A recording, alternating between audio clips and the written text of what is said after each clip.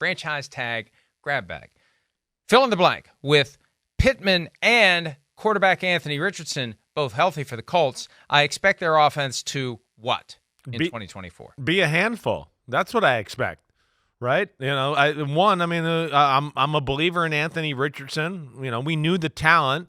The thing we knew now, and we know now, is he's willing to work and do the little things that it takes to be, a great quarterback, right? Those are the only things I questioned coming out in the draft process because, I didn't know. I didn't get a chance, right? But he's everything, as advertised in the meeting rooms, all that. And I think that's the thing too, right? That's why they got to keep Michael Pittman Jr. I mean, you got to keep him to give insurance to your biggest asset in your football team, which is the guy that you've made your franchise quarterback, right? You're not going to do the old Tennessee Titan thing, hey, we'll give away a proven commodity and we'll take a shot in the dark on, some guy we think might be good. Oh, Treylon Burks? Yeah, he ain't A.J. Brown, right? Chris Ballard wasn't going to make that decision or wrong decision, I should say.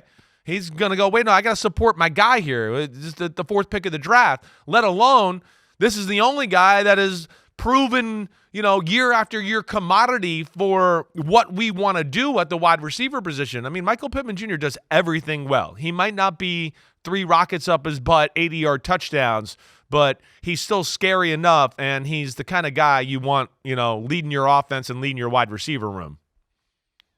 He had a career-high 109 catches for 1,152 yards last season. He's had a different starting quarterback each of his 4 seasons in Indianapolis. Right. I remember when we met with him at the Combine in 2020, the son of former NFL running back Michael Pittman. My buddy. His dad was my buddy. He's gotten it done so well, he doesn't get to go get paid. He has to be a franchise tag player, at least for now. We'll see if the Colts turn into a long-term deal, but it feels like they want to. It feels like they recognize, and they got 2 more years minimum of Anthony Richardson not having a massive quarterback contract. He's got to earn it first. Last year we saw some great flashes, but he had multiple injuries, concussion, and then the shoulder that ended his season. But they're in that period now where they're not paying big money to a quarterback. They can afford to put some significant cap dollars elsewhere, and this is one of the areas where they should put it. Yeah, I agreed. That's right. Again, it's an offense that I think we all look at it and go, there's a lot of good. We know Jonathan Taylor's a difference maker, right? But it's a running back, and he was injured last year.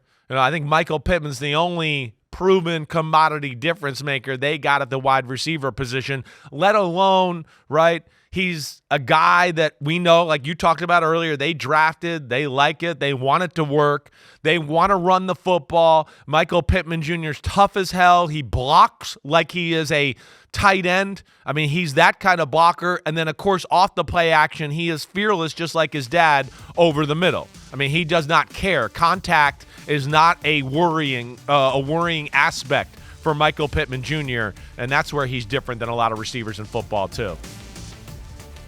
Well, and again, Chris Ballard, one of the GMs who clearly gets it and understands what he has in Michael Pittman Jr., and the Colts trying to compete in a division that is going to see the Texans continue to get better and better. The Jaguars are hanging around. The Titans, we don't know what they're going to do with a new regime there. Colts need to try to keep up, and with Michael Pittman Jr., you're more likely to do so.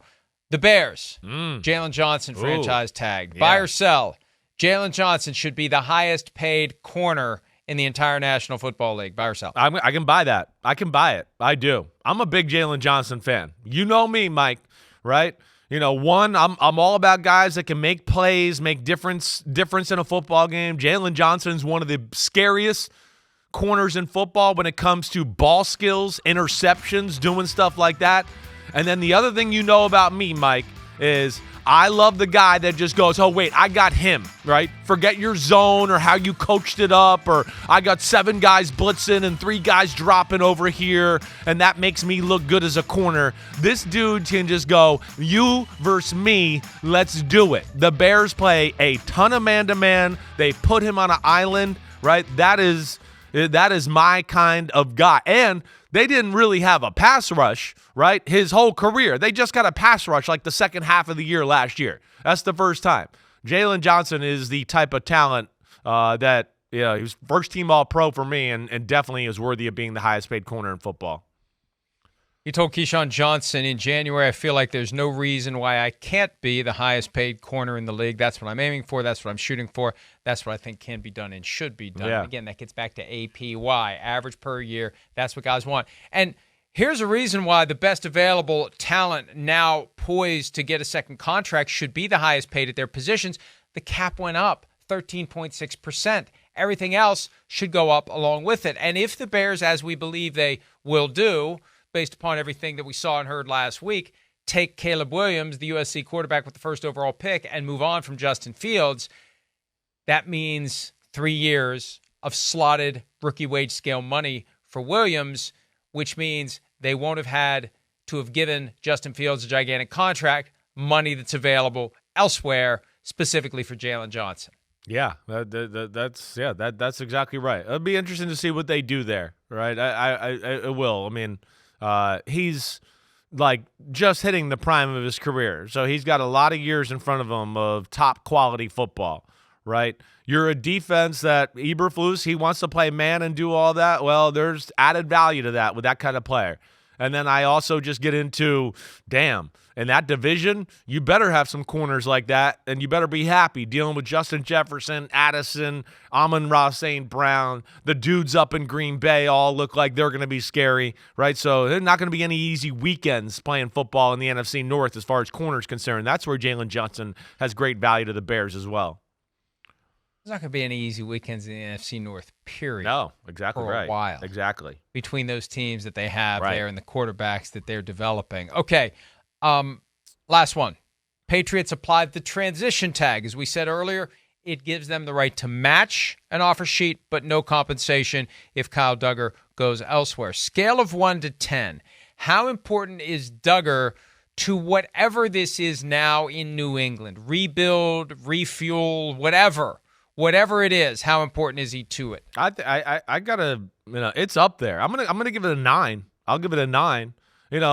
1, okay, you hear me say this all, like there's not a lot of blue chip like special superstar-ish type players on the Patriots defense. They got a lot of good, right? But I think he pretty special.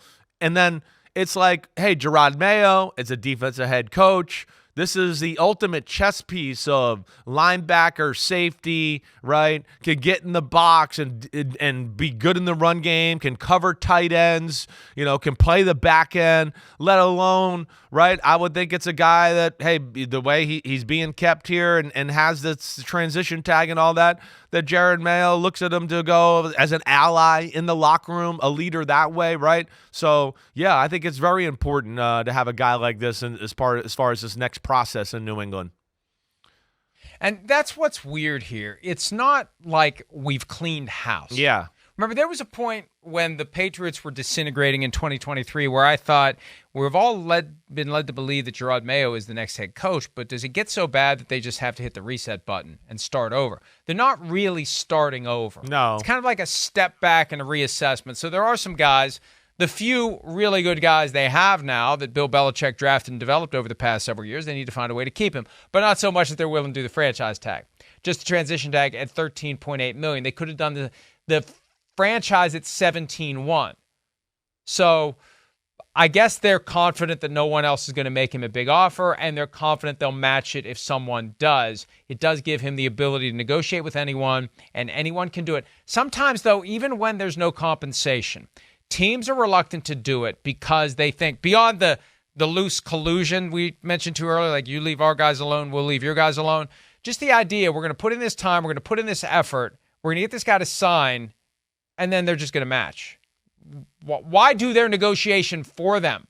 We don't even get a fruit basket out of it.